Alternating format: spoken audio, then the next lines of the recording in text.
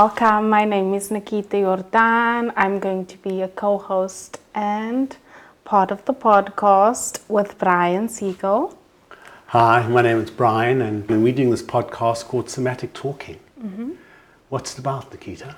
I feel like it's when we talk from inside. Not what other people or what we think other people want to hear, but what is really going on inside ourselves and in our hearts. Beautiful, yes. And when I speak from the inside, I create connection and allow a relationship to grow and to blossom. And so it's really about how we grow and blossom our relationships. So this is our first podcast, and in this podcast we just want to let you guys know who we are and what Somatic Talking is about, and this will help you get to know us better. And if you have any questions, do ask. We want to start the conversation, so that would be amazing. Every week we're going to have a different theme, a different series and different ideas, and we'd love you to subscribe and push like and even send us your recommendations of what you want to hear. Yeah. Why don't you tell me and your viewers a bit more about yourself? I'm a somatic relationship coach. I help coach people to have better relationships. All too often we use our head in relationships. And when we do this, it is really disastrous for the relationship. We use our logic to sort out conflicts. When we do that, we only make the conflict bigger. Our brain is a bit like a light switch. It's either on or it's off. It's either right or it's wrong. Yeah. And if I'm right, that means that you are Wrong. And how does that feel like to be wrong? It feels degrading. It feels sad. I'm going to try to fight back. And then the conflict gets fueled because you're going to try and be right. Yes. And I'm going to try and be right, and we're going to wrestle. What somatic relationship does is it creates a space where we can both be right. Yeah. And that is what I do, and that is what my passion is about. Thank you for sharing your passion. What motivates you? People. I enjoy connecting with people. And I enjoy hearing their stories in a way that helps facilitate change. Post-COVID, the world is uncertain. It's full of change. It's full of uncertainties. And how do we move forward into this world of uncertainty with a greater sense of self? And that is what my passion is. When you're in a job, or when you're having a personal relationship, or when you're raising children, self-worth, self-esteem, all of those things are so important in the world that we live in. Yeah. Those values take us so far. They do. I'm going to ask you a question. Okay. How long have you known me for? I have known you as long as I can remember. Ever since I've been a little girl. First, I remember you were always busy and you were always overseas, and at first I would look forward to seeing you because I knew if I see you today, I won't see you for 3 months until you come back.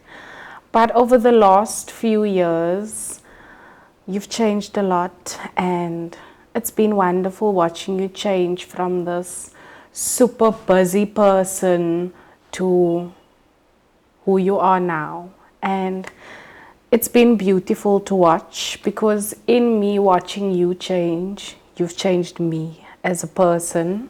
I feel like your journey has inspired me. I want more from life, and you've shown me that there is more to life than just what you can see now, and that's nice. That's beautiful.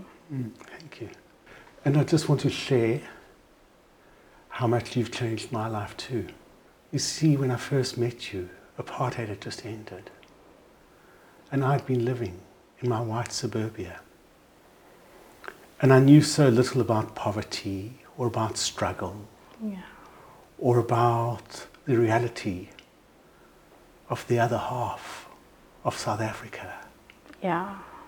And in getting to know you, you've shown me and enriched me in an understanding that I would have never, ever, ever have found out. And so I'm really grateful for the special relationship that we've got.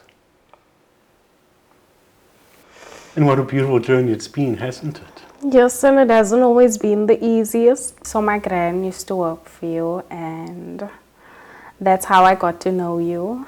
And I feel like the happiest memories of my childhood would be when you would bring me a new Barbie doll, or when you would take me to the park in Plumstead.